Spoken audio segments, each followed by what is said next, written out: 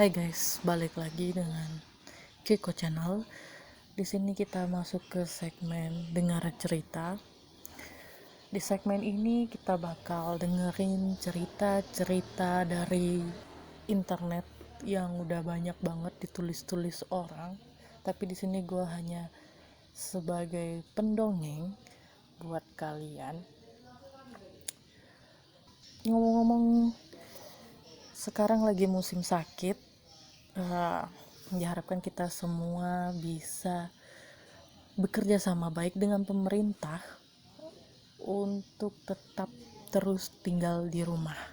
Jadi kalau nggak ada kepentingan penting, lebih baik kita di rumah aja sambil dengerin YouTube. Oke. Berhubung dengan orang sakit, pasti sudah nggak asing dong dengan rumah sakit ya. Di sini gue bakal bawain cerita horor tentang rumah sakit. Rumah sakit ini ada di daerah Jakarta. Gue nggak tahu kalian bisa mengenalnya dari foto yang ada di sini atau enggak. Dan kita mulai aja dengan ceritanya. Alright guys, cerita horor yang pertama ini berasal dari sebuah rumah sakit yang berada di Jakarta Pusat. Rumah sakit ini pertama kali diresmikan dan dibuka pada tahun 1919. Sudah sangat tua ya pastinya ya. Apalagi untuk anak-anak yang lahir di tahun 2000 tuh. Oke. Nyatanya hal itu selaras dengan sangat banyaknya pengalaman mistis di tempat ini. Salah satunya berasal dari seorang mahasiswa bernama Romli. Pada suatu malam, ia tengah berjalan pulang menuju rumahnya. Namun di tengah perjalanan, ia melihat segerombolan orang tengah berkumpul di pinggir jalan. Ia pun lantas menghampiri gerombolan tersebut, mungkin penasaran. Nah, ternyata orang-orang di sana berkumpul lantaran tengah membantu seorang korban kecelakaan. Romli pun lantas menyadari bahwa korban tersebut adalah teman sekampusnya. Dengan bergegas, ia menolong temannya tersebut dan membawanya ke rumah sakit terdekat dengan bantuan warga sekitar. Jadi dia nggak sendiri guys, jadi mereka rame-rame nganterin temennya Romli ini ke rumah sakit. Kebetulan rumah sakit terdekat dengan lokasi kejadian pada waktu itu adalah rumah sakit ini guys. Oke. Sehingga Romli pun membawa temannya untuk berobat ke rumah sakit tersebut. Ya wajar dong ya, teman sendiri gitu kan. Oke, lalu sesampainya di rumah sakit, teman Romli langsung mendapatkan perawatan intensif. Romli pun mencoba untuk menghubungi kedua orang tua temannya.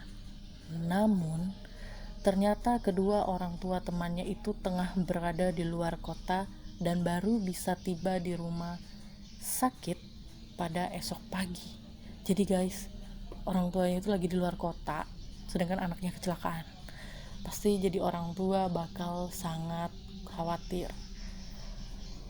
Lalu Romli pun diminta tolong oleh kedua orang tua temannya agar menjaga temannya itu hingga esok pagi tiba.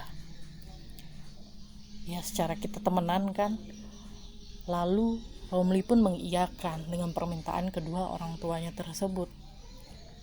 Romli juga gak lupa meminta izin kepada kedua orang tuanya untuk menemani temannya yang tengah terbaring lemas di rumah sakit tersebut guys.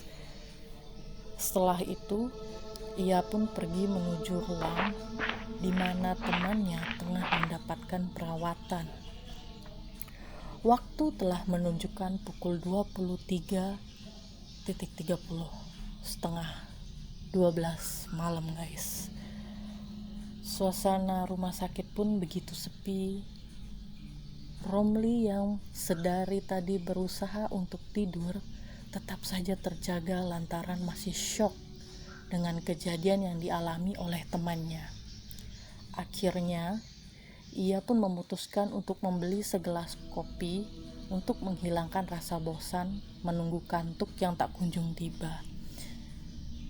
Ia kemudian bertanya lokasi kantin kepada seorang perawat yang kebetulan ditemui di salah satu lorong rumah sakit tersebut guys. Namun, alih-alih mendapat petunjuk, Romli malah bingung karena penjelasan dari perawat tersebut sedikit tidak jelas. Akhirnya ia pun memutuskan untuk menggunakan instingnya demi mendapatkan segelas kopi. Ini gara-gara bingung, jadi nggak nanya jelas lagi sama perawatnya itu guys. Perawatnya juga salah sih, nggak jelas juga jelasin ke Romlinya. Nah, ketika tengah berjalan-jalan di lorong yang gelap, ia mencium aroma obat-obatan yang sangat menyengat. Namanya juga di rumah sakit kan pasti ada aroma obat-obatan, tapi yang ini dia jauh lebih menyengat guys. Jadi bisa kebayang dong ya betapa gimananya Romli pas keadaan seperti itu di tengah malam guys. Apalagi di rumah sakit dengan konotasi kalian tahu lah, kalau di rumah sakit tengah malam apalagi, ya kan. Selang beberapa menit ia pun mendengar suara aneh seperti orang yang tengah berbisik guys. Suara tersebut terdengar berasal dari lorong yang ada di depannya. Karena penasaran, ia pun mendekati sumber suara. Ini lumayan berani ya si Romli ya, dia masih mendekatin sumber suara yang dia dengar dari lorong di rumah sakit guys. Kalau gue sih gue udah kabur ini. Oke, kemudian pandangan Romli diarahkan ke sebuah meja yang terletak di sudut ruangan. Saat itu memang kondisi bangsal sangat minim cahaya, sehingga ia harus sedikit memicingkan matanya guna mendapatkan penglihatan yang fokus. Oke, karena gelap, lampunya juga remang-remang, jadi harus disipit-sipitin dikit gitu matanya.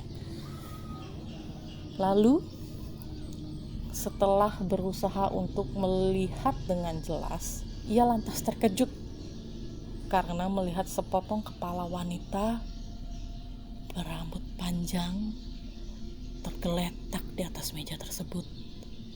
Ngerinya, wajah dari wanita itu tampak tersenyum dengan tatapan tajam ke arah Romli sambil tertawa cekikikan. Gila guys, ketemu kepala yang ada di atas meja tapi wajahnya senyum sambil ketawa cekikikan. Apa berarti itu masih hidup? Komen jawaban kalian guys, kalau kalian gimana guys kalau ketemu kayak gitu. Sontak Romli langsung kaget dan lemes dengan apa yang baru saja dilihatnya. Ia pun bergegas keluar dari ruangan tersebut dengan tergesa-gesa. Namun baru saja sampai di depan bangsal, di depan gimana bilangnya, blok gitu, ia terjatuh lantaran tersandung sesuatu. Gila ya guys, sudah ketemu kayak begitu jatuh lagi. Aduh, apes banget dah ini. Setelah mencari tahu apa yang membuatnya tersandung, ternyata ia semakin ketakutan lantaran yang membuatnya tersandung adalah tubuh seorang pria yang tidak memiliki kaki dan tangan. Oh my god, gue bayangin kalau misalnya gue yang ketemu kayak gitu, gue kali pingsan ya. Ini serem banget sih guys. Kalau kalian bakal kayak gimana nih menurut kalian? Ngerinya lagi, pria tersebut menatap Romli dengan tatapan kosong tanpa ekspresi apapun. Romli pun segera bangun dan bergegas melari meninggalkan bangsal hingga akhirnya ia menabrak satpam yang tengah bertugas pada malam itu. Gila guys, itu sih gue gue udah lemes, gak bisa ngapa-ngapain lagi. Pasti udah ketemu kepala cewek, ketawa lagi cekikikan, terus ketemu lagi sama badan cowok, mukanya gak ada ekspresi. Gila banget ini. Terus satpam tersebut kaget melihat kondisi Romli dengan wajah yang sangat pucat sambil gemetar ketakutan. Romli lantas dibawa oleh satpam menuju pos untuk ditenangkan. Segera setelah diberi minum, Romli menceritakan kejadian yang barusan dialaminya. Mendengar cerita Romli, satpam itu pun mengiyakan dan menjelaskan bahwa ruangan tersebut, gila guys, merupakan bekas instalasi bedah umum yang sudah lama tidak digunakan. Oh my god, pantas aja dia ketemu cuman kepala, lalu dia ketemu cuman badan, gak ada tangan, gak ada kaki. Gila guys. Terus satpam itu juga menceritakan bahwa di tempat itu memang sudah sangat angker dan cukup sering memunculkan penampakan hantu berupa potongan tubuh manusia. Oh my god, gue gak bisa ngomong lagi, gue speechless banget dengan cerita satu ini. Agak ngeri ya. Kalau gue sih udah gak tau lagi deh. Lalu Romli yang masih ketakutan kemudian meminta untuk diantarkan ke ruang ICU tempat temannya dirawat. Sesampainya di ruangan ICU, Romli tidak pernah meninggalkan ruangan itu hingga pagi menjelang karena saking ketakutannya guys. Gila, udah sampai di sini aja ceritanya. Gila sih, tapi ini bener-bener gimana ya, kalau kita sendiri yang ngalaminnya ngeri banget pastinya. Apa kalian pernah merasakan hal yang sama? Kalau kalian pernah merasakan hal yang sama, boleh kalian bagi cerita kalian di komen di bawah. Terus gimana pendapat kalian dengan cerita ini? Apakah benar atau cuman hoax belaka atau emang udah sangat terkenal?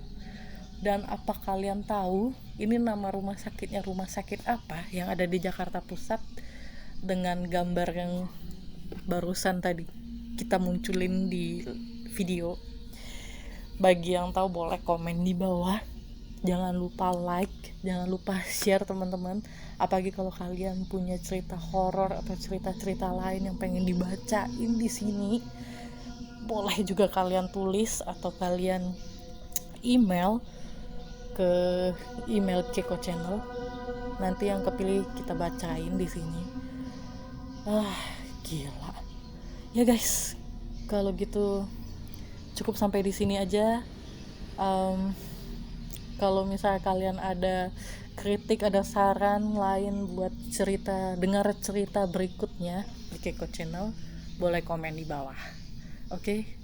Dengan gitu sampai di sini dulu cerita kali ini. Gue Kenny